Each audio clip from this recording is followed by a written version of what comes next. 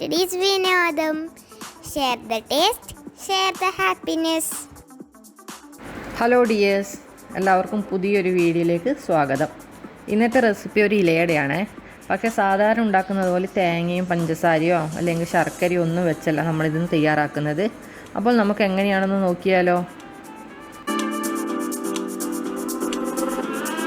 അപ്പോൾ ഇലയുടെ തയ്യാറാക്കുന്നതിന് മുമ്പായിട്ട് നമുക്കൊരു ഫില്ലിങ്സ് റെഡിയാക്കാം. അതിനായിട്ട് ഞാനിവിടെ കുറച്ച് ബോൺലെസ് ചിക്കൻ എടുത്തിട്ടുണ്ട്. കഴുകി വൃത്തിയാക്കി വെച്ച ചിക്കനാണ്. ഇനി അതിലേക്ക് നമുക്ക് ആവശ്യത്തിന് ഉപ്പ്, അതുപോലെ തന്നെ ഒരു 1/4 ടീസ്പൂണോളം മഞ്ഞൾ പൊടിയും പിന്നെ കുറച്ച് കുരുമുളക് പൊടിയും ചേർത്ത് കൊടുക്കാം.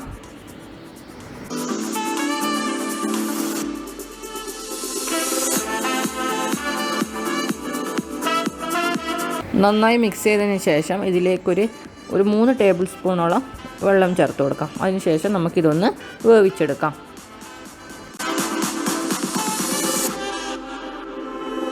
ഇനി നമുക്ക് നമ്മൾ നേരത്തെ വേവിച്ച് വെച്ച കഷ്ണങ്ങൾ ഒന്ന് ക്രഷ് ചെയ്തെടുക്കണം. അപ്പോൾ ഞാനിവിടെ ഒരു ചോപ്പറിലിട്ടിട്ടൊന്ന് ക്രഷ് ചെയ്യുന്നു. അപ്പോൾ ചോപ്പർ ഇല്ലാത്തവർ നമ്മുടെ മിക്സിയുടെ ഒരു പൾസ് ബട്ടൺ ഉണ്ടല്ലോ, അതിലേക്കിട്ടിട്ട് ഒന്ന് ക്രഷ് ചെയ്തെടുത്താൽ മതി.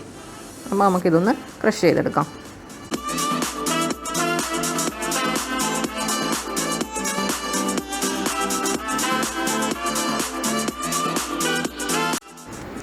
അപ്പോൾ ഇതിൽ കാണുന്ന പോലെ നമുക്ക് വേണ്ടത്. നന്നായിട്ട് അരഞ്ഞു പോകാനും പാടില്ല. അപ്പോൾ ഈ ഒരു രീതിയിൽ ആക്കിയെടുക്കാം നമുക്ക്.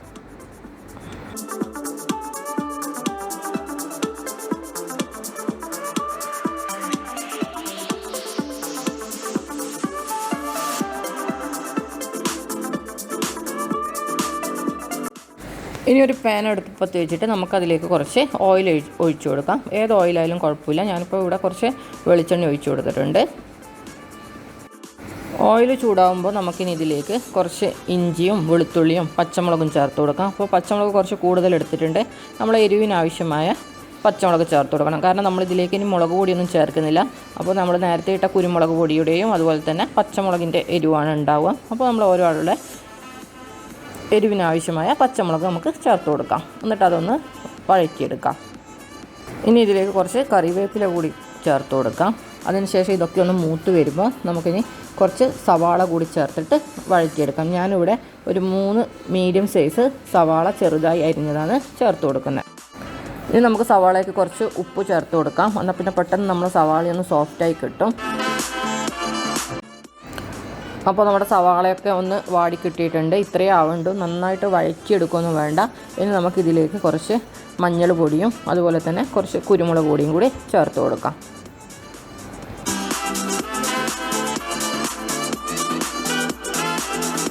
ഇനി ഇതിലേക്ക് ഒരു 1/4 ടീസ്പൂൺ ഗരം മസാല പൊടി ചേർത്ത് കൊടുക്കുന്നുണ്ട്. അതുപോലെ തന്നെ ഒരു 1/4 ടീസ്പൂണ് മീറ്റ് മസാല കൂടി ചേർത്ത് കൊടുക്കുന്നുണ്ട്. ഓപ്ഷനിലാണ്.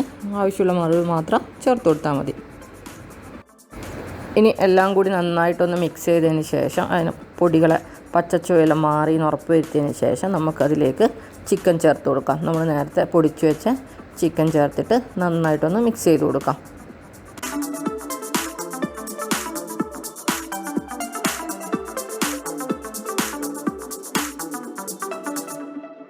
ചിക്കനും സവാളയൊക്കെ നന്നായി മിക്സ് ചെയ്തതിന് ശേഷം ഒരു ലോ ഫ്ലെയിമിലിട്ടിട്ട് നമുക്കൊരു 8-10 മിനിറ്റ് മൂടി വെച്ചിട്ടൊന്ന് കുക്ക് ചെയ്തെടുക്കാം. അപ്പോൾ ഈ ടൈം തന്നെ നമുക്ക് ഇതിൻ്റെ ഉപ്പൊക്കെ ഒന്ന് നോക്കണം. അഥവാ ഉപ്പ് കുറവാണെന്ന് തോന്നുന്നുണ്ടെങ്കിൽ കുറച്ച് ഉപ്പിട്ട് കൊടുക്കാം. അതുപോലെ തന്നെ എരിവ് കുറച്ച് കൂടി വേണമെങ്കിൽ നമുക്ക് കുരുമുളക് കൂടി ചേർത്തിട്ട് അതൊന്ന് ശരിയാക്കിയെടുക്കാം.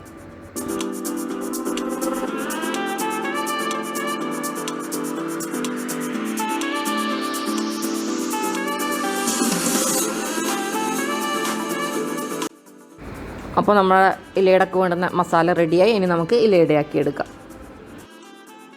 ഇലയുടെ റെഡിയാക്കാനായിട്ട് ഞാനിവിടെ ഒറോട്ടിപ്പൊടിയാണ് എടുത്തിരിക്കുന്നത്. അഥവാ മലബാർ പത്തൽപ്പൊടി. നമ്മളെ സാധാരണ ഇടിയപ്പ പൊടിയും പത്തിരിപ്പൊടിയൊക്കെ ആണെങ്കിൽ നമ്മളത് ചൂടുവെള്ളത്തിൽ വേണം കുഴച്ചെടുക്കാൻ. ഇതാകുമ്പോൾ നമുക്ക് ഈസി ആയിട്ട് പച്ചവെള്ളത്തിൽ തന്നെ ഈസി ആയിട്ട് കുഴച്ചെടുക്കാൻ പറ്റും. അപ്പോൾ ഞാൻ ഇത് വെച്ചിട്ടാണ് ഇലയുടെ റെഡിയാക്കിയെടുക്കുന്നത്. ഇലയുടെയൊക്കെ ആവശ്യമായ പൊടിയെടുക്കാം. ഞാനൊരു 3 കപ്പ് പൊടിയാണ്, റോട്ടിപ്പൊടിയാണ് എടുത്തിരിക്കുന്നത്. ഇനി അതിലേക്ക് ആവശ്യത്തിന് ഉപ്പും ചേർത്തിട്ട് ഒന്ന് മിക്സ് ചെയ്ത് കൊടുക്കാം. അതിനുശേഷം ആവശ്യത്തിന് വെള്ളം ഒഴിച്ചിട്ട് നമുക്കിതൊന്ന് കുഴച്ചെടുക്കാം.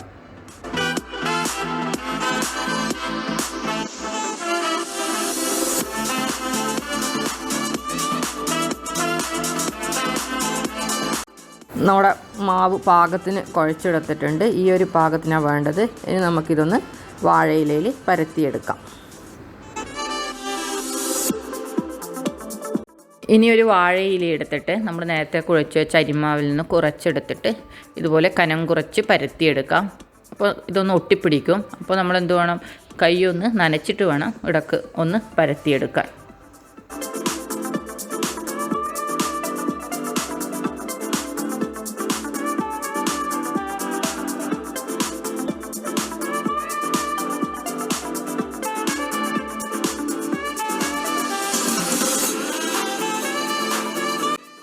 ഇനി നമുക്ക് ഇതിലേക്ക് നമ്മൾ നേരത്തെ റെഡിയാക്കി വെച്ച ഫില്ലിങ്സ് ഇട്ട് കൊടുക്കാം.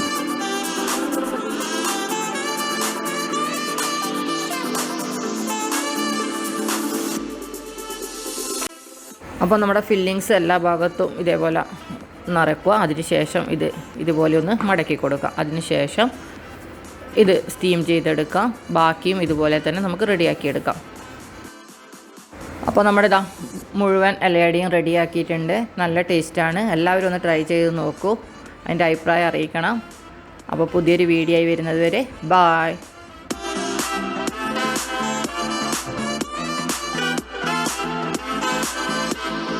Share the taste, share the happiness. Thanks for watching.